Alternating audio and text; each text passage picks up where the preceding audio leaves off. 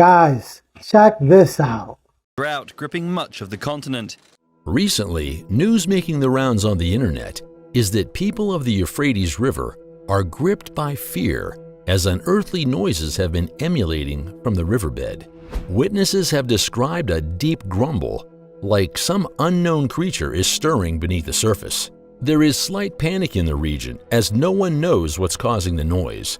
There's speculation in the air, and the entire region is on edge, bracing for whatever may come from the murky depths.